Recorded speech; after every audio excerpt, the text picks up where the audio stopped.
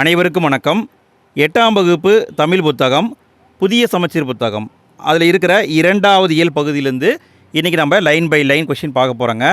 ஒவ்வொரு வரியையும் ஒரு கேள்வியாக மாற்றி நான் கொண்டு வந்திருக்கேன். மொத்தம் 150 கேள்வி இருக்குது. ஸோ வீடியோவை முழுமையாக பாருங்கள். அது மட்டும் இல்லாமல் இந்த 2வது இயல் பகுதியில் நிறைய மாற்றங்களை புது புக்கில் கொண்டு வந்திருக்காங்க. நீங்கள் இப்போ கரண்ட்டில் 2026 நடக்குது. இந்த வருஷம் இருக்கிற புக்கில் பார்த்தீங்கன்னா நிறைய இயல்கள் மாறி இருக்குது. ஆனால் 2024 முதல், அதாவது பார்த்திங்கன்னா 2019 புக்கு வந்தது, 2024 வரைக்கும் இருக்கிற புத்தகங்களை பார்த்திங்கன்னா வேறு இயல்கள் இருக்கும். இப்போ நிறைய மாற்றங்களை பண்ணியிருக்காங்க. நான் என்ன பண்ணியிருக்கேன்னா எல்லாத்தையுமே கம்பைன் பண்ணி ஒன்றா சேர்த்து தான் கொண்டு வந்திருக்கேன். ஸோ வீடியோவை முழுமையாக பாருங்கள் ஃப்ரெண்ட்ஸ். நம்ம என்னென்ன பார்க்க போகிறோன்னு பாருங்கள். ஃபஸ்ட்டு ஒரு பாட்டு இருக்குது, இயற்கையை போற்றுவோம் அப்படிங்கிற ஒரு பாட்டு இருக்குது. இந்த பாட்டு புதுசாலாம் கொண்டு வரலைங்க. 6ஆம் வகுப்பில் நம்ம படிச்சிருக்கோம். 6ஆம் வகுப்பு தமிழ் புத்தகத்தில் இந்த பாட்டு இருக்குது. அந்த பாட்டை இப்போ கொண்டு வந்திருக்காங்க. ஃபஸ்ட்டு என்ன பாட்டு இருந்ததுன்னா ஓடை அப்படிங்கிற ஒரு பாட்டு இருந்ததுங்க, தூக்கிட்டாங்க இப்போ இல்லை. அடுத்து 2வது பாட்டு பார்த்திங்கன்னா பட்டமரம் அப்படிங்கிற ஒரு பாட்டு வச்சுருக்காங்க. இதை புதுசாக சேர்த்திருக்காங்களான்னு கேட்டால் கிடையாது. 9th புக்கில் இருக்குதுங்க. அந்த பாட்டை இங்கே கொண்டு வந்துட்டாங்க. பழசு என்ன பாட்டு இருந்ததுன்னா கோணக்காத்து பாட்டுன்னு ஒரு பாட்டு இருந்தது, அதை தூக்கிட்டாங்க. அதே மாதிரி உரைநடையில் தமிழர் மருத்துவம் அப்படிங்கிறத கொண்டு வந்திருக்காங்க. முன்னாடி பார்த்தீங்கன்னா நிலம் பொதுன்னு ஒன்று இருந்தது, அதையே தூக்கிட்டாங்க. ஸோ நிறைய மாற்றங்களை பண்ணியிருக்காங்க பாருங்கள். விரிவானம் அப்படியே தான் இருக்குது. வெட்டுக்கிளியும் சருகுமானும் ஒரு கதை இருக்குது. அடுத்து இலக்கணத்துலேயும் மாற்றம் பண்ணியிருக்காங்க. முன்னாடி வினைமுற்று இருந்தது, ஆனால் இப்போ மயங்கொலிகளை கொண்டு வந்துட்டாங்க. இது நம்ம 6ஆம் வகுப்புலேயே படிச்சிருக்கோம். ஸோ நிறைய பார்த்தீங்கன்னா 6ஆம் வகுப்பு 9ஆம் வகுப்பு அங்கே இருக்கிறத தூக்கி உள்ளே போட்டிருக்காங்க. மொழித்திறன் பயிற்சி அதே தான், திருக்குறள் அதே தான். சரிங்களா? நான் என்ன பண்ணியிருக்கேன்னா எல்லாத்தையுமே கம்பைன் பண்ணி சேர்த்து தான் கொண்டு வந்திருக்கேன். ஸோ வீடியோவை முழுமையாக பாருங்கள். சரி, நம்ம இன்றைய வீடியோக்குள்ளே போகலாம். ஃபஸ்ட்டு பாட்டு பார்த்தீங்கன்னா இயற்கையை போற்றுவோம் அப்படிங்கிற தலைப்பில் கொடுத்துருக்காங்க. கேள்வியை பாருங்கள். ஃபஸ்ட்டு கேள்வி, நிலவின் குளிர்ச்சியையும் கதிரவனின் வெம்மையையும் மழையின் பயனையும் போற்றும் நூல் எது? நிலவின் குளிர்ச்சியையும் கதிரவனின் வெம்மையையும் மழையின் பயனையும் போற்றும் நூல் சிலப்பதிகாரம். 2வது கேள்வி, கொங்கு அலர்த்தார் சென்னி என குறிப்பிடப்படுபவன் யார்? கொங்கு அலர்த்தார் சென்னி என குறிப்பிடப்படுபவன் யார்? சோழ மன்னன்.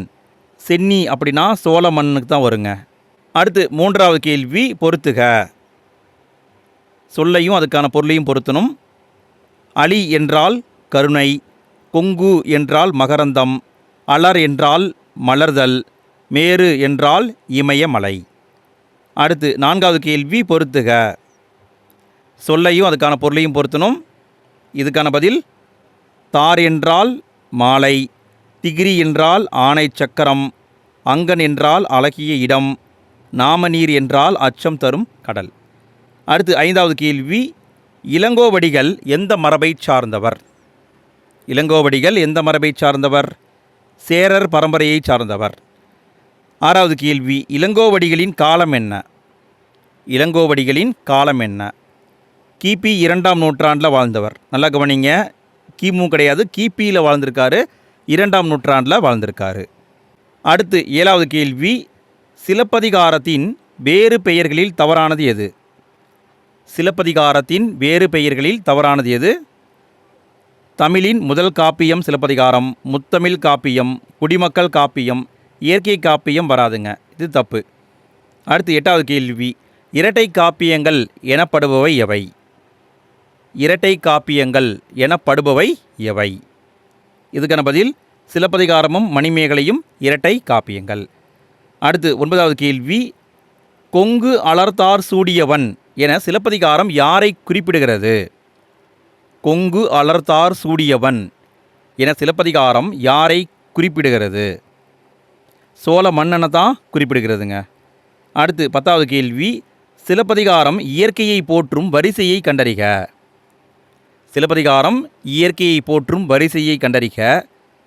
முதல்ல திங்கள் வரும், அப்புறம் ஞாயிறு வரும், அப்புறம் மலை வரும். இதுதான் கரெக்டு. திங்கள், ஞாயிறு, மலை, இதுதான் சரியான வரிசை. அடுத்து நம்ம பார்க்க போகிறது இந்த பாட்டுக்கு பின்னாடி இருக்கிற புத்தக வினாவிடைகள். 11வது கேள்வி, கழுத்தில் சூடுவது என்ன?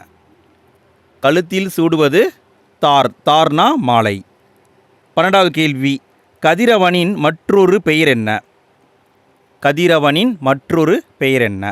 ஞாயிறு. 13வது கேள்வி, வெண்குடை என்னும் சொல்லை பிரித்து எழுத கிடைப்பது என்ன? வெண்குடை என்ற சொல்லை பிரித்து எழுத கிடைப்பது வெண்மை கூட்டல் குடை. 14வது கேள்வி, பொற்கோட்டு என்னும் சொல்லை பிரித்து எழுத கிடைப்பது என்ன? பொற்கோட்டு என்னும் சொல்லை பிரித்து எழுத கிடைப்பது பொன் கூட்டல் கோட்டு. அடுத்து 15வது கேள்வி, கொங்கு கூட்டல் அலர் என்பதனை சேர்த்து எழுத கிடைக்கும் சொல் என்ன?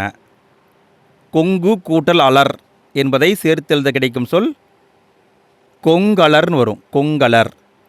அடுத்து 16வது கேள்வி, அவன் கூட்டல் அலிபோல் என்பதனை சேர்த்து எழுத கிடைக்கும் சொல் என்ன?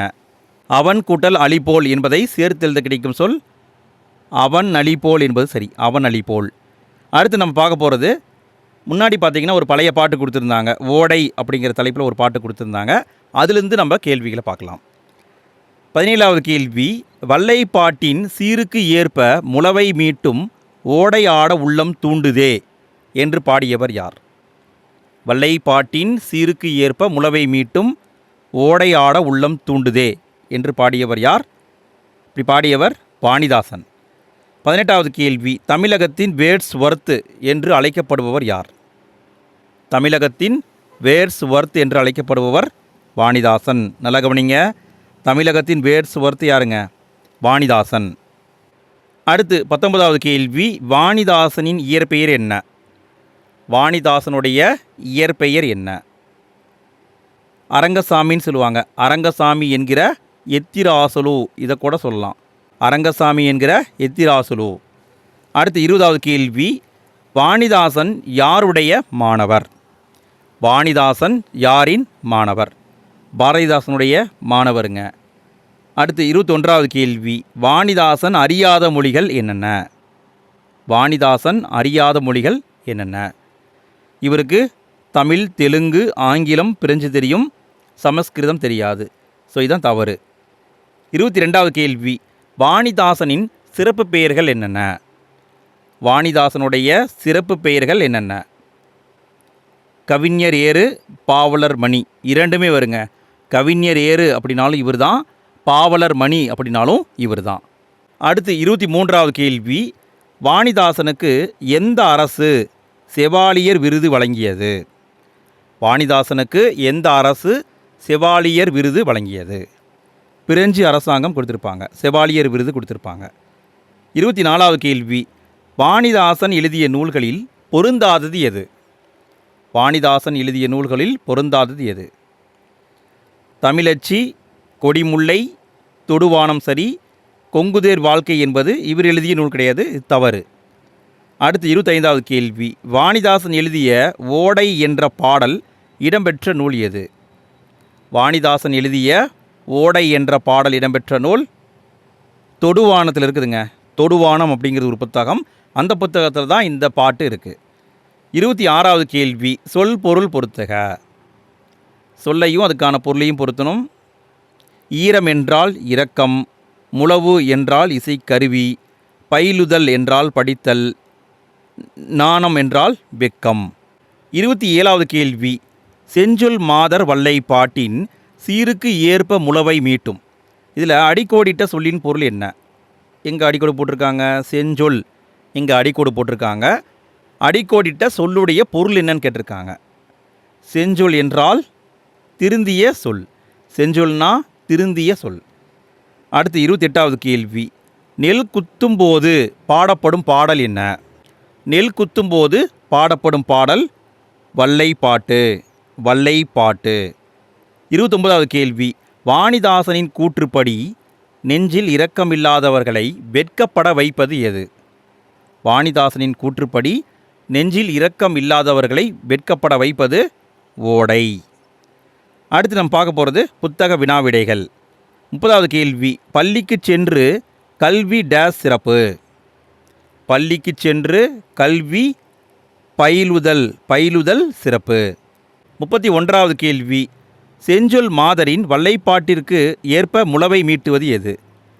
செஞ்சொல் மாதரின் வல்லைப்பாட்டிற்கு ஏற்ப முளவை மீட்டுவது ஓடை. 32வது கேள்வி, நன்செய் என்னும் சொல்லை பிரித்து எழுத கிடைப்பது என்ன? நன்செய் என்ற சொல்லை பிரித்து எழுத கிடைப்பது நன்மை கூட்டல் செய். 33வது கேள்வி, நீள் உழைப்பு என்னும் சொல்லை பிரித்து எழுத கிடைப்பது என்ன? நீள் உழைப்பு என்ற சொல்லை பிரித்து எழுத கிடைப்பது நீள் கூட்டல் உழைப்பு. 34வது கேள்வி, சீருக்கு கூட்டல் ஏற்ப என்பதனை சேர்த்து எழுத கிடைக்கும் சொல் என்ன? சீருக்கு கூட்டல் ஏற்ப, இதை சேர்த்து எழுதுனீங்கன்னா சீருக்கேற்பன்னு வரும். சீருக்கேற்ப. அடுத்து 35வது கேள்வி, ஓடை கூட்டல் ஆட என்பதனை சேர்த்து எழுத கிடைக்கும் சொல் என்ன? ஓடை கூட்டல் ஆட, இதை சேர்த்து எழுதுனீங்கன்னா ஓடையாடன்னு வரும். ஓடையாட. அடுத்து நம்ம பார்க்க போகிறது 2வது பாட்டு. புதுசாக ஒரு பாட்டை சேர்த்திருக்காங்க. பட்டமரம் அப்படிங்கிற பாட்டு இருக்குது. அதிலிருந்து கேள்விகளை பார்க்கலாம். 36வது கேள்வி, பாரதியாரின் கவி மரபு வழித்தோன்றலாகவும் பாரதிதாசனின் மாணவராகவும் விளங்கியவர் யார்? பாரதியாருடைய கவி மரபு வழித்தோன்றல், பாரதிதாசனின் மாணவர் யார்? தமிழ் ஒளி. 37வது கேள்வி, கவிஞர் தமிழ் ஒளி எங்கு பிறந்தார்? கவிஞர் தமிழ் ஒளி எங்கு பிறந்தார்? புதுவையில் பிறந்திருக்காருங்க. 38வது கேள்வி, தமிழ் ஒளி எழுதிய நூல்களுள் சரியானது எது? தமிழ் ஒளி எழுதிய நூல்களுள் சரியானது நிலைபெற்ற சிலை, வீராயி, கவிஞனின் காதல், மாதவி காவியம். அனைத்துமே சரிங்க. அனைத்தும் சரி. நல்ல கவனிங்க. தமிழ் ஒளி என்னென்ன நூல் எழுதியிருக்காரு? நிலைபெற்ற சிலை, வீராயி, கவிஞனின் காதல், மாதவி காவியம். அடுத்து 39வது கேள்வி, எதுகை இடம்பெற்ற சொல்லை கண்டறிக. எதுகை இடம்பெற்ற சொல் எதுவோ அதை கண்டுபிடிக்கணும். எதுகைன்னா என்னங்க? 2ஆம் எழுத்து ஒன்றி வருவது. இங்கே ஒன்றி வரல, இங்கேயும் ஒன்றி வரல, இங்கேயும் வரல, இங்கே ஒன்றி வந்திருக்கு. இதுதான் சரி. குந்த கந்த, இதுதான் சரி. அடுத்து 40வது கேள்வி, சொல் பொருள் பொறுத்துக. சொல்லையும் அதுக்கான பொருளையும் பொருத்தணும். இதுக்கான பதில், விசனம் என்றால் கவலை, குந்த என்றால் உட்கார, கந்தம் என்றால் மனம், இற்று என்றால் அழிந்து. அடுத்து 41வது கேள்வி, சொல் பொருள் பொறுத்துக. சொல்லையும் அதுக்கான பொருளையும் பொருத்தணும். இதுக்கான பதில், எழில் என்றால் அழகு, ஓலம் என்றால் அலறல், குமைந்தனை என்றால் வருந்தினாய், மிசை என்றால் மேல். அடுத்து நாம் பார்க்க போகிறது இந்த பாடலுக்கு பின்னாடி இருக்கிற புத்தக வினாவிடைகள். 42வது கேள்வி, மலர்களிலிருந்து வரும் எது வண்டுகளை ஈர்க்கும்? மலர்களிலிருந்து வரும் எது வண்டுகளை ஈர்க்கும்? கந்தம். கந்தம்னா மனம். மலர்களிலிருந்து வரும் மனம் வண்டுகளை ஈர்க்கும். அடுத்து 43வது கேள்வி, மரத்தின் உடையாக குறிப்பிடப்படுவது டேஸ் ஆகும். இந்த பாட்டில் மரத்துடைய உடையாக குறிப்பிட்டிருப்பாங்க. இதுக்கான பதில் பட்டை. மரத்துடைய உடை என்பது பட்டை. 44வது கேள்வி, வரும் என்று என்னும் சொல்லை பிரித்து எழுத கிடைப்பது என்ன? வரும் என்று என்னும் சொல்லை பிரித்து எழுத கிடைப்பது வரும் கூட்டல் என்று. 45வது கேள்வி, கிழிந்து கூட்டல் எழில் என்பதனை சேர்த்து எழுத கிடைக்கும் சொல் என்ன? கிழிந்து கூட்டல் எழில், இதை சேர்த்து எழுதுனீங்கன்னா கிழிந்தெழில்னு வரும். இதான் சரி. அடுத்து நம்ம பார்க்க போகிறது பழைய பாட்டு. கோணக்காத்து பாட்டுன்னு ஒரு பாட்டு கொடுத்துருந்தாங்க. இந்த பாட்டு இப்போ இல்லை, பட் அதுலேருந்து நம்ம கேள்விகளை பார்த்துடலாங்க. கம்மியான கேள்வி தான் இருக்கும். 46வது கேள்வி, நாட்டில் பெரும் பஞ்சம் ஏற்பட்ட காலங்களில் மக்கள் பட்ட துயரங்களை அக்காலத்தில் வாழ்ந்த புலவர்கள் எந்த வகையான பாடல்களாக பாடினர்? நாட்டில் பெரும் பஞ்சம் ஏற்பட்டிருக்கு. அந்த பஞ்ச காலங்களில் மக்கள் துன்பப்பட்டிருக்காங்க. அந்த துயரத்தை அந்த காலத்தில் வாழ்ந்த புலவர்கள் கும்மி பாடல்களாக எழுதி வைத்தார்கள். கும்மி பாட்டு, பஞ்ச கும்மின்னு சொல்லுவாங்க. பஞ்ச கும்மிகள். அடுத்து 47வது கேள்வி, பஞ்ச கும்மிகள் என்னும் நூலை தொகுத்தவர் யார்? பஞ்ச கும்மிகள் என்ற நூலை தொகுத்தவர் புலவர் சே ராசு. இவர் தான் தொகுத்திருப்பார். அடுத்து 48வது கேள்வி, காத்து நொண்டி சிந்து என்ற நூலை இயற்றியவர் யார்? காத்து நொண்டி சிந்து என்ற நூலை இயற்றியவர் வெங்கம்பூர் சாமிநாதன். காத்து நொண்டி சிந்து இந்த நூலை எழுதியவர் வெங்கம்பூர் சாமிநாதன். அடுத்து 49வது கேள்வி, சொல் பொருள் பொறுத்துக. சொல்லையும் அதுக்கான பொருளையும் பொருத்தணும். இதுக்கான பதில், முகில் என்றால் மேகம், சேகரம் என்றால் கூட்டம், காலன் என்றால் யமன், விண்ணம் என்றால் சேதம். அடுத்து 50வது கேள்வி, சொல் பொருள் பொறுத்துக. சொல்லையும் அதுக்கான பொருளையும் பொருத்தணுங்க. இதுக்கான பதில், கெடி கலங்கினா மிக வருந்தி, மெத்த என்றால் மிகவும், வாகு என்றால் சரியாக, சம்பிரமுடன் என்றால் முறையாக. அடுத்து 51வது கேள்வி, காங்கேய நாடு கொங்கு மண்டலத்தின் எத்தனை நாடுகளுள் ஒன்று? காங்கேய நாடு கொங்கு மண்டலத்தின் 24 நாடுகளில் ஒன்றுங்க. காங்கேய நாடு கொங்கு மண்டலத்தின் 24 நாடுகளில் ஒன்று. 24 நாடுகள் இருந்திருக்குங்க. அடுத்து நம்ம பார்க்க போகிறது புத்தக வினாவிடைகள். 52வது கேள்வி, வானில் கரு டேஸ் தோன்றினால் மழை பொழியும் என்பர். வானில் கரு முகில், முகில்னா மேகம், கருமுகில் தோன்றினால் மழை பொழியும் என்பர். 53வது கேள்வி, முறையான உடற்பயிற்சியும் சரிவிகித உணவும் டேஸையும் ஓட்டிவிடும். முறையான உடற்பயிற்சியும் சரிவிகித உணவும் காலன், காலனைனா எம்மன், எமனையும் ஓட்டிவிடும். 54வது கேள்வி, விழுந்ததங்கே என்னும் சொல்லை பிரித்து எழுத கிடைப்பது என்ன? விழுந்ததங்கே என்னும் சொல்லை பிரித்து எழுத கிடைப்பது விழுந்தது கூட்டல் அங்கே. அடுத்து 55வது கேள்வி, செத்திறந்த எனும் சொல்லை பிரித்து எழுத கிடைப்பது என்ன? செத்திறந்த இந்த சொல்லை பிரித்து எழுத கிடைப்பது செத்து கூட்டல் இறந்த. 56வது கேள்வி, பருத்தி கூட்டல் எல்லாம் என்பதனை சேர்த்து எழுத கிடைக்கும் சொல் என்ன? பருத்தி கூட்டல் எல்லாம், இதை சேர்த்து எழுதுனீங்கன்னா பருத்தி எல்லாம்னு வரும், பருத்தி எல்லாம். அடுத்து நம்ம பார்க்க போகிறது உரைநடை. உரைநடையில் தமிழர் மருத்துவத்தை பற்றி கொடுத்துருக்காங்க. கேள்விகள் குறைவாகத்தான் இருக்கும். 57வது கேள்வி, தொற்றுநோய் வராமல் காப்பதிலும் அவசர கால சிகிச்சையிலும் மருத்துவ ஆராய்ச்சியிலும் எந்த மருத்துவம் முன்னணியில் உள்ளது? தொற்றுநோய் வராமல் காப்பதிலும் அவசர கால சிகிச்சை, மருத்துவ ஆராய்ச்சி, இதில் எல்லாத்துலேயுமே முன்னணியில் இருப்பது நவீன மருத்துவம். 58வது கேள்வி, வேர்பாறு தலைப்பாறு மிஞ்சினக்கால் பற்ப செந்தூரம் பாரே என்றவர்கள் யார்? வேர்பாறு தலைப்பாறு மிஞ்சினக்கால் பற்ப செந்தூரம் பாரே என்று சொன்னவர்கள் சித்தர்கள். சித்தர்கள் தான் சொல்லியிருக்காங்க. அடுத்து 59வது கேள்வி, நோய் நாடி நோய் முதல் நாடி என்று கூறியவர் யார்? நோய் நாடி நோய் முதல் நாடி என்று கூறியவர் திருவள்ளுவர். 60வது கேள்வி, மருந்தென வேண்டாவாம் யாக்கைக்கு என்று கூறியவர் யார்? மருந்தென வேண்டாவாம் யாக்கைக்கு என்று சொன்னவர் திருவள்ளுவர். அடுத்து நம்ம பார்க்க போகிறது புத்தக வினாவிடைகள். 61வது கேள்வி, தொடக்க காலத்தில் மனிதர்கள் மருத்துவத்திற்கு எதை பயன்படுத்தினர்? தொடக்க காலத்தில் மனிதர்கள் மருத்துவத்திற்கு தாவரங்களை பயன்படுத்தினார்கள். 62வது கேள்வி, தமிழர் மருத்துவத்தில் மருந்து என்பது எதன் நீட்சியாகவே உள்ளது? தமிழர் மருத்துவத்தில் மருந்து என்பது உணவின் நீட்சியாக உள்ளது. உணவுடைய நீட்சி தான் மருந்து. அடுத்து 63வது கேள்வி, உடல் எடை அதிகரிப்பதால் ஏற்படும் நோய்களுள் ஒன்று. உடல் எடை அதிகரிப்பதால் ஏற்படும் நோய்கள் ஒன்று இரத்த கொதிப்பு. 64வது கேள்வி, சமையல் அறையில் செலவிடும் நேரம் எதற்காக செலவிடும் நேரமாகும்? சமையல் அறையில் செலவிடும் நேரம் எதற்காக செலவிடும் நேரமாகும்? இதுக்கான பதில் நல்வாழ்வுக்காக செலவிடும் நேரமாகும். அடுத்து நம்ம பார்க்க போகிறது உரைநடை. பழைய உரைநடை இப்போ இல்லைங்க, நிலம் பொது அப்படிங்கிற தலைப்பில் ஒரு கதையை கொடுத்துருந்தாங்க. இதிலிருந்து கேள்விகள் குறைவாகத்தான் இருக்குது, பார்த்துடலாம். 65வது கேள்வி, அமெரிக்காவில் பூஜே சவுண்ட் எனும் இடத்தை சுற்றி வாழ்ந்த பழங்குடியினர் யார்? அமெரிக்காவில் பூஜே சவுண்ட் என்ற இடத்தை சுற்றி வாழ்ந்த பழங்குடியினர் சுகுவாமிஸ் பழங்குடியினர்.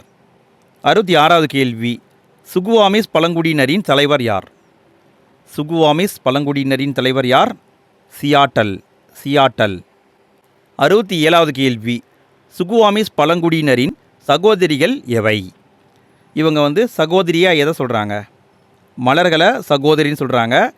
மான்கள், குதிரைகள், கழுகுகள் எல்லாமே சகோதரர்கள் சொல்லியிருப்பாங்க.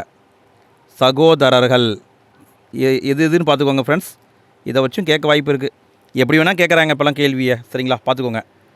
அடுத்து 68வது கேள்வி, செவிந்தியர்கள் தந்தையாக மதிப்பது எது? செவிந்தியர்கள் எதை தந்தையாக மதிக்கிறார்கள்? இதுக்கான பதில் வானம்.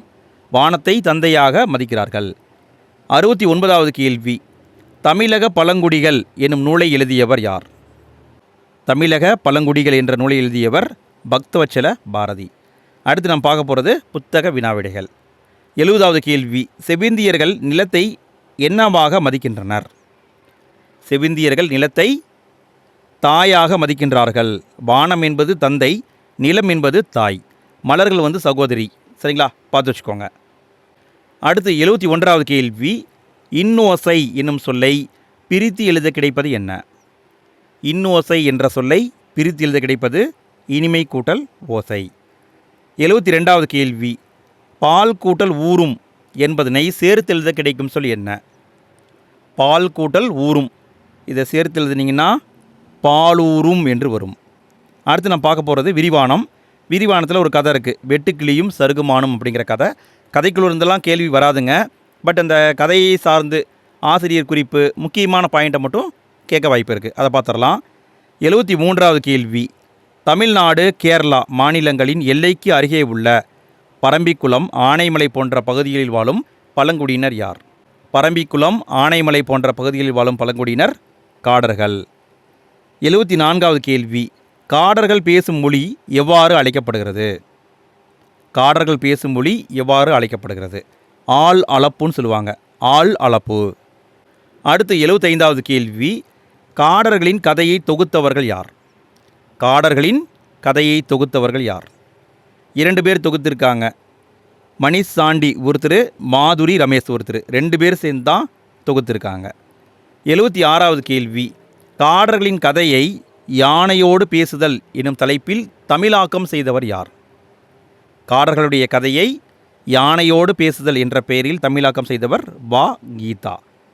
அடுத்து நம்ம பார்க்க போகிறது இலக்கணம். இலக்கணத்தில் மயங்கொலி எழுத்துக்களை பார்க்க போகிறோம். இது எங்கே இருக்குன்னா 6ஆம் வகுப்பில் இருக்குதுங்க. நம்ம 6ஆம் வகுப்புக்கும் வீடியோ போட்டிருக்கோம். அதில் நம்ம ஆல்ரெடி பார்த்தோம், அதே கேள்விகள் தான் அங்கே வந்திருக்கு. நம்ம 6ஆம் வகுப்புக்கும் 7ஆம் வகுப்புக்கும் line by line question video போட்டிருக்காங்க. அதுக்கான லிங்க் எல்லாம் ஃபஸ்ட்டு கமெண்ட்டில் இருக்குது, கிளிக் பண்ணி பாருங்கள். வீடியோ பிடிச்சிருந்தால் லைக் போடுங்க ஃப்ரெண்ட்ஸ். வீடியோ பற்றிய கருத்துக்களை மறக்காமல் கமெண்ட்டில் பதிவு பண்ணுங்கள். 77வது கேள்வி. உச்சரிப்பில் சிறிதளவு மட்டும் வேறுபாடு உள்ள ஒலிகள் டேஸ் எழுத்துக்கள் எனப்படுகிறது? உச்சரிப்பில் சிறிதளவு மட்டும் வேறுபாடு உள்ள ஒலிகள் மயங்கொலி எழுத்துக்கள் எனப்படுகிறது. 78வது கேள்வி. தமிழில் உள்ள மயங்கொலி எழுத்துக்கள் எத்தனை? தமிழில் உள்ள மயங்கொலி எழுத்துக்கள் எத்தனை? மொத்தம் 8 இருக்குதுங்க. 8 மயங்கொலி எழுத்துக்கள் இருக்குது. 79வது கேள்வி. மயங்கொலி எழுத்து அல்லாதது எது? 8 எழுத்துன்னு பார்த்தோமா, என்ன வரும்? நா வரிசையில் 3 வருங்க, இது சரி. லா வரிசையில் 3 வரும், இதுவும் சரி. ரா வரிசையில் 2 வருங்க, இதுவும் சரி. பா வராது. ஸோ இதுதான் மயங்கொலி எழுத்து கிடையாது. இந்த 8 எழுத்துக்கள் தான் தமிழில் இருக்குங்க. அடுத்து 80வது கேள்வி. நாவின் நுனி மேல்வாய் பல்லின் அடிப்பகுதியை தொடுவதால் பிறக்கும் எழுத்து எது? நாக்குடைய நுனி மேல்வாய் பல்லுடைய அடிப்பகுதியை தொடுவதால் பிறக்கும் எழுத்து எது? இதுக்கான பதில் இந்த நா. நாக்குடைய நுனி மேல்வாய் பல்லுடைய அடிப்பகுதியை தொடும் பொழுது பிறக்கும் எழுத்து நா. உச்சரித்து பாருங்கள், நா. அடுத்து 81வது கேள்வி. நாவின் நுனி மேல்வாய் அன்னத்தின் முன்பகுதியை தொடுவதால் பிறக்கும் எழுத்து எது? நாக்குடைய நுனி மேல்வாய் அன்னத்துடைய முன்பகுதியை டச் பண்ணும், பல்லை விட்டு கொஞ்சம் உள்ளே வரும். அப்படி வரும்பொழுது பிறக்கும் எழுத்து இந்த நா எழுத்து வரும். சரிங்களா? அடுத்து 82வது கேள்வி. நாவுடைய நுனி மேல்வாய் அன்னத்துடைய நடுப்பகுதியை தொடுவதால் பிறக்கும் எழுத்து எது? நாக்குடைய நுனி மேல்வாய் அன்னத்துடைய நடுப்பகுதியை தொடும் பொழுது பிறக்கும் எழுத்து இந்த நா. நல்லா கவனிங்க. நடுப்பகுதியை நாக்கு டச் பண்ணும் பொழுது இந்த நா வரும், முன்பகுதியை தொடும் பொழுது இந்த நா வரும், பல்லுடைய அடிப்பகுதியை டச் பண்ணும் பொழுது இந்த நா வரும். சரிங்களா? எங்கே எது வருதுன்னு பார்த்துக்கோங்க. அடுத்து 83வது கேள்வி. நாவின் இரு பக்கங்கள் தடித்து மேல் பற்களின் அடியை தொடுவதால் பிறக்கும் எழுத்து எது? இங்கே என்ன ஆகுது? நாக்குடைய 2 பக்கமும் தடிக்குது, தடித்து மேல் பல்லுடைய அடியை தொடுவதால் பிறக்கும் எழுத்து எது? நார்மலாக மேல் பல்லுடைய அடிப்பகுதியை தொட்டால் இந்த நா என்ற எழுத்து உருவாகும். ஆனால் இங்கே என்ன ஆகுது? நாக்குடைய 2 பக்கங்களும் தடிக்குது, தடித்து மேல் பல்லுடைய அடிப்பகுதியை தொடும்பொழுது பிறக்கும் எழுத்து இந்த லா என்ற எழுத்து. அடுத்து 84வது கேள்வி. நாவின் இரு பக்கங்கள் தடித்து மேல் அன்னத்துடைய நடுப்பகுதியை தொடுவதால் பிறக்கும் எழுத்து எது? நாக்குடைய 2 பக்கமும் தடிக்குது, தடித்து மேல் அன்னத்துடைய நடுப்பகுதியை டச் பண்ணும், அப்போ பிறக்கும் எழுத்து இந்த லா என்ற எழுத்து. அடுத்து 85வது கேள்வி. நாவின் நுனி மேல் நோக்கி வளைந்து வருடுவதால் பிறக்கும் எழுத்து எது? நாக்குடைய நுனி மேல் நோக்கி வளைந்து அப்படியே வருடும். வருடும் பொழுது பிறக்கும் எழுத்து இந்த லா, சிறப்பு லகரம். அப்போ நல்லா கவனிங்க ஃப்ரெண்ட்ஸ்.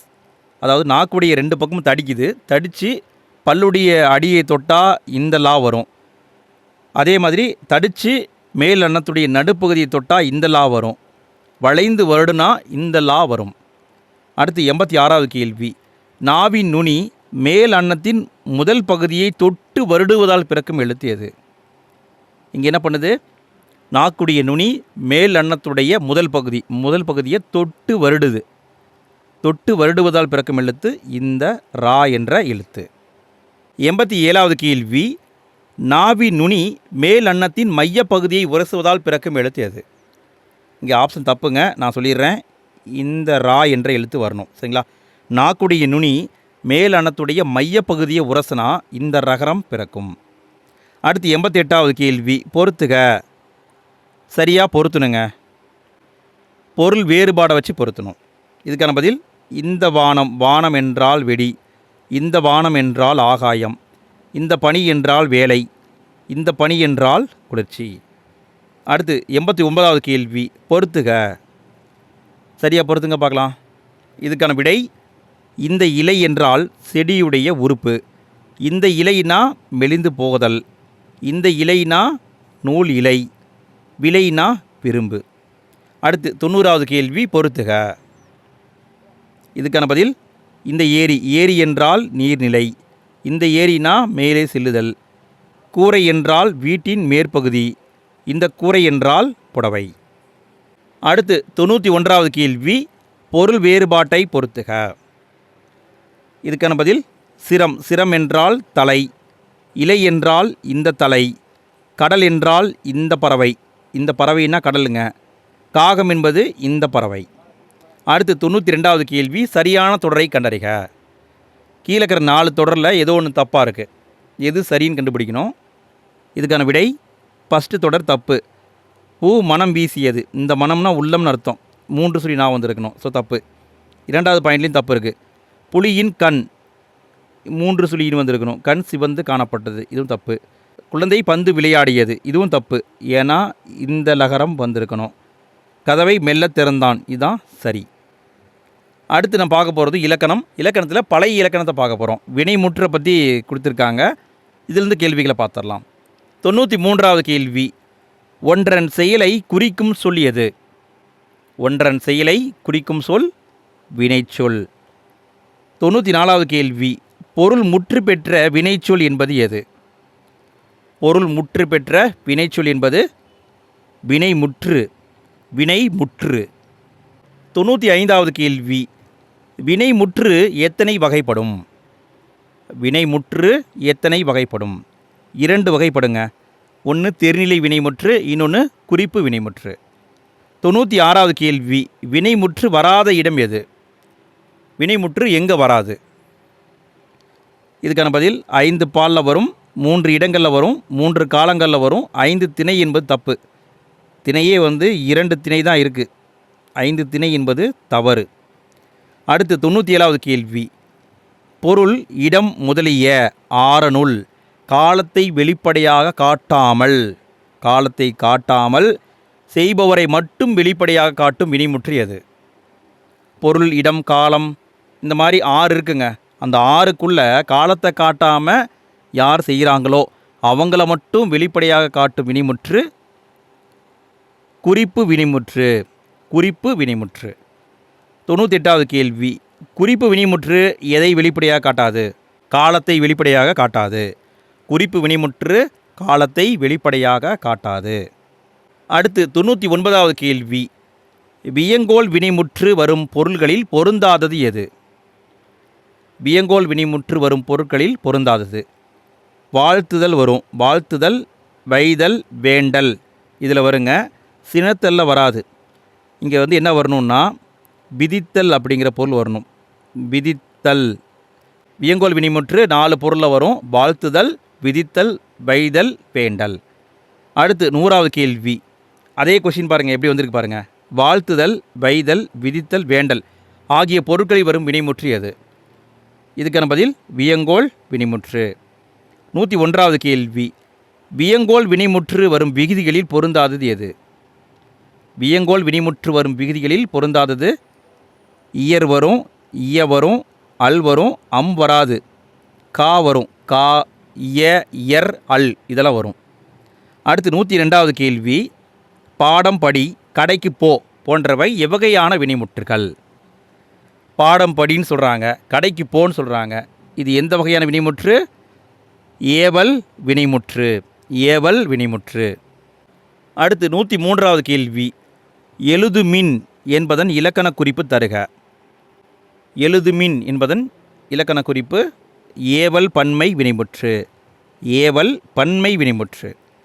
104வது கேள்வி, விதித்தல் பொருளில் வரும் வியங்கோல் வினைமுற்று எந்த இடத்தில் வராது? விதித்தல் அப்படிங்கிற பொருளில் வரக்கூடிய வியங்கோல் வினைமுற்று எங்கே வராதுன்னு கேட்குறாங்க. இது வந்து பாக்ஸ் கண்டட்டுங்க. தன்மை இடத்துல வராது. விதித்தல் பொருளில் வரக்கூடிய வியங்கோல் வினைமுற்று தன்மை இடத்துல வரவே வராது. அடுத்து 105வது கேள்வி, தற்கால வழக்கில் இல்லாத விகுதிகள் என்னென்ன? தற்காலத்தில் வழக்கத்தில் இல்லை. என்னென்னு பார்த்தீங்கன்னா இயர் என்பதும் இல்லை, அல் என்பதும் இல்லை. இந்த ரெண்டுமே செய்யுள் தான் இருக்குது, தற்கால வழக்கத்தில் இல்லை. அடுத்து 106வது கேள்வி, ஏவல் வினைமுற்று எந்த இடத்தில் வரும்? ஏவல் வினைமுற்று எந்த இடத்தில் வரும்? இதுக்கான பதில் முன்னிலை இடத்தில் வரும். ஏவல் வினைமுற்று முன்னிலை இடத்தில் வரும். 107வது கேள்வி, ஏவல் வினைமுற்றுக்கு பொருந்தாதது எது? 3 பாயிண்ட் இருக்குது, எது கரெக்டுன்னு சொல்லணும். ஒருமை பன்மை வேறுபாடு உண்டு, சரி. கட்டளை பொருளை மட்டும் உணர்த்தும், சரி. விகுதி பெற்றே வரும். இங்கே டைப்பிங் மிஸ்டேக்குங்க.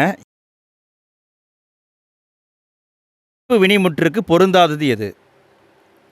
வினைமுற்றுக்கு பொருந்தாதது எது? ஒருமை பன்மை வேறுபாடு இல்லை, சரி. இரு திணை ஐம்பால் 3 இடங்களிலும் வரும், சரி. விகுதி பெற்றே வரும். இந்த 3மே சரி என்பது ஆன்சர்.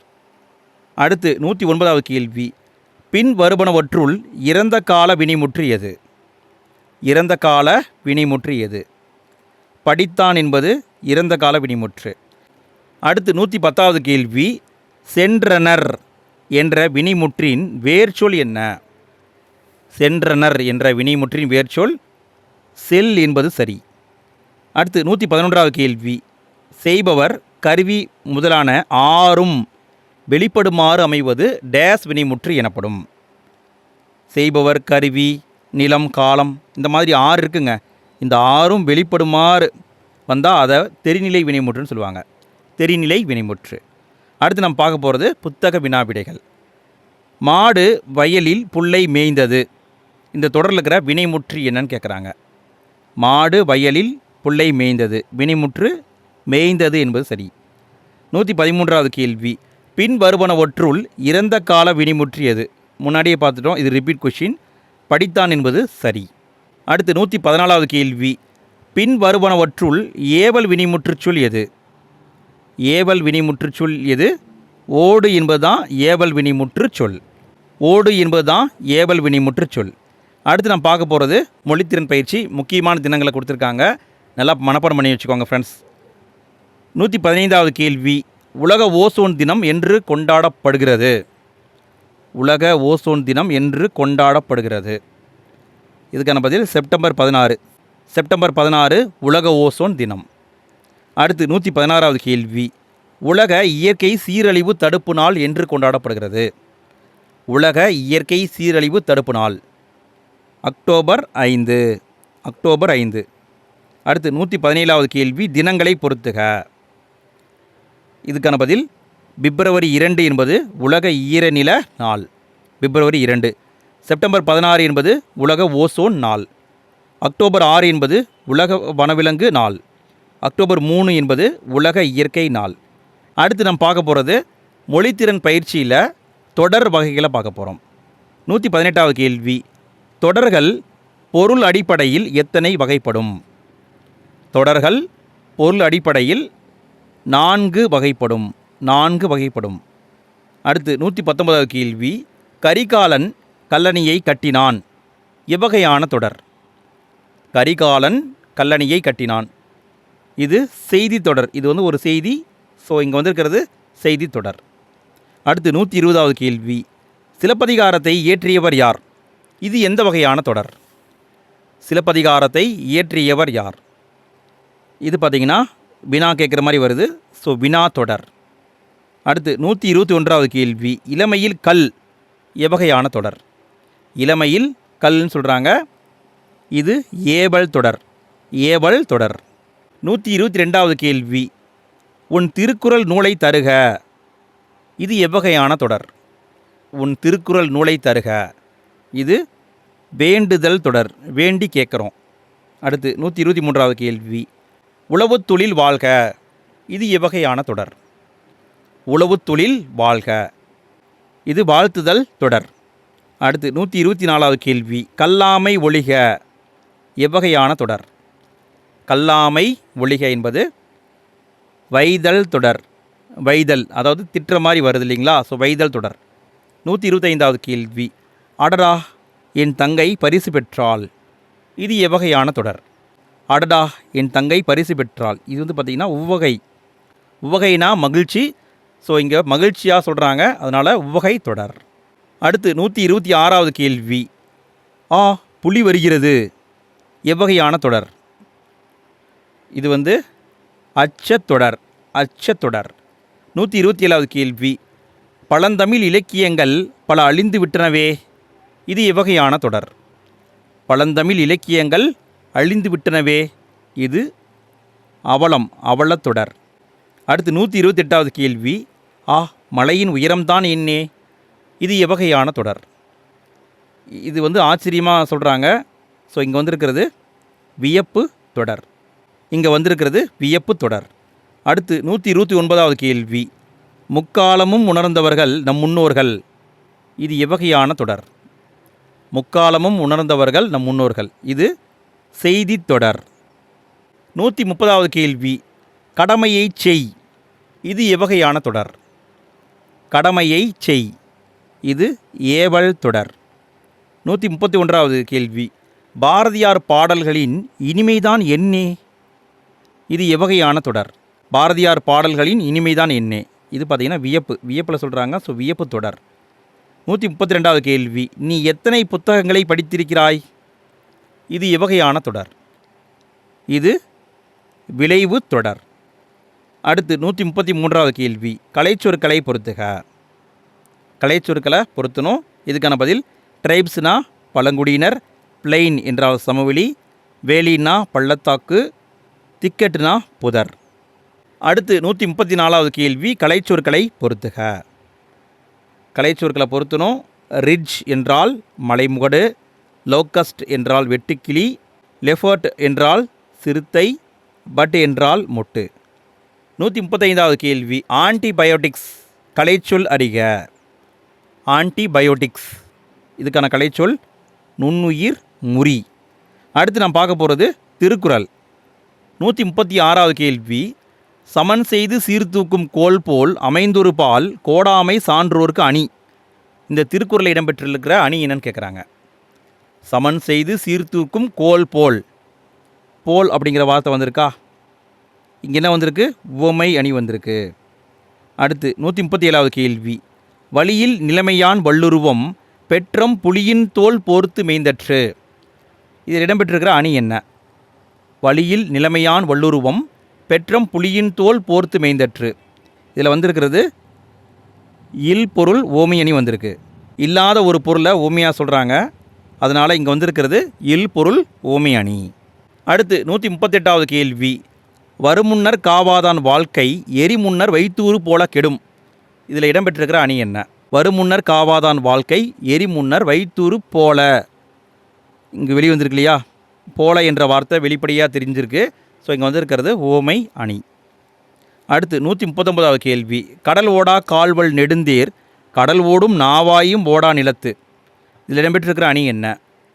கடல் ஓடா கால்வல் நெடுந்தேர் கடலோடும் நாவாயும் ஓடா நிலத்து. இதில் வந்துருக்கிற அணி வந்து பிரிது மொழிதல் அணி. 140வது கேள்வி. திருவள்ளுவர் கூற்றின்படி நெருப்பின் அருகில் வைக்கப்பட்ட வைக்கோல் போர் போல அழிந்து விடுபவர் யார்? திருவள்ளுவர் கூற்றின்படி நெருப்பின் அருகில் வைக்கப்பட்ட வைக்கோல் போர் போல அழிந்து விடுபவர் வருமுன் காவாதார். 141வது கேள்வி, திருவள்ளுவரின் சிறப்பு பெயர்களில் தவறானது எது? திருவள்ளுவரின் சிறப்பு பெயர்களில் தவறானது பெருநாவலர் சரி, முதல் பாவலர் சரி, நாயனார் சரி, மாதனமங்கு சரி. அனைத்தும் சரி என்பது ஆன்சர். தவறு எதுவுமே கிடையாது, அனைத்துமே சரிதான். 142வது கேள்வி, அறத்துப்பால் எத்தனை இயல்களை கொண்டது? அறத்துப்பால் எத்தனை இயல்களை கொண்டது? 4 இயல்களை கொண்டது. அறத்துப்பாலில் 4 இயல்கள் இருக்குது, பொருட்பாலில் 3 இருக்குது, இன்பத்துப்பாலில் 2 இருக்குது.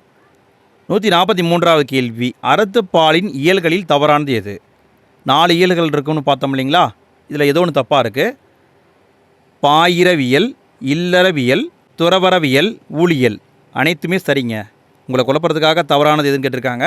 ஆனால் இங்கே எல்லாமே சரிதான். அறத்துப்பாலில் இருக்கிறது என்னது? பாயிரவியல், இல்லறவியல், துறவரவியல், ஊழியல்.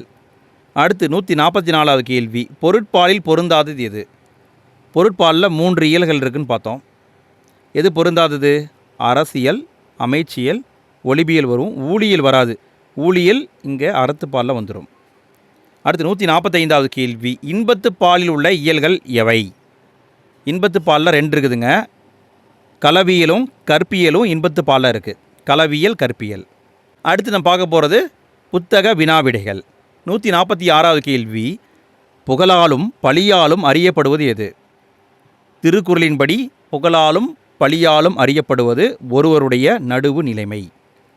147வது கேள்வி, பயனில்லாத கலர் நிலத்துக்கு ஒப்பானவர்கள் யார்? பயன் இல்லாத கலர் நிலத்துக்கு ஒப்பானவர்கள் கல்லாதவர்கள்.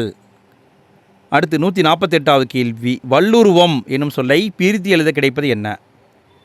வல்லுருவம் என்னும் சொல்லை பிரித்து எழுத கிடைப்பது வன்மை கூட்டல் உருவம். 149வது கேள்வி, நெடுமை கூட்டல் தேர் என்பதை சேர்த்து எழுத கிடைக்கும் சொல் என்ன? நெடுமை கூட்டல் தேர் சேர்த்து எழுதுனீங்கன்னா நெடுந்தேர்னு வரும், நெடுந்தேர். அடுத்து 150வது கேள்வி, கடைசி கேள்விங்க. வரும் முன்னர் என தொடங்கும் குறளில் பயின்று வந்துள்ள அணி என்ன? இதுக்கான பதில் ஓமி அணி வந்திருக்கு. ஃப்ரெண்ட்ஸ், நம்ம இந்த வீடியோவில் 150 கேள்வியை பார்த்துருக்கோம். லைன் பை லைன் கொஷின் தான் கொண்டு வந்திருக்காங்க. இந்த வீடியோவை இன்னும் 2-3 முறை போட்டு கேட்டிங்கன்னா போதும், உங்கள் மனசில் அப்படியே பதிஞ்சிரும். நீங்கள் புத்தகத்தையே தொட தேவையில்லை. இதே மாதிரி ஒவ்வொரு இயலுக்கும் நம்ம வீடியோ போட்டுட்ருக்கோம். அதுக்கான லிங்க் எல்லாம் ஃபஸ்ட்டு கமெண்ட்டில் இருக்குது. எண்டு ஸ்க்ரீனில் அடுத்த இயலுக்கான லிங்க் கொடுக்குறேன், மறக்காமல் கிளிக் பண்ணி பாருங்கள்.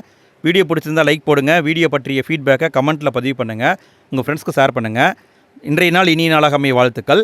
நாளைய வீடியோவில் அடுத்த இயலோட மீண்டும் சந்திப்போம். அனைவருக்கும் நன்றி.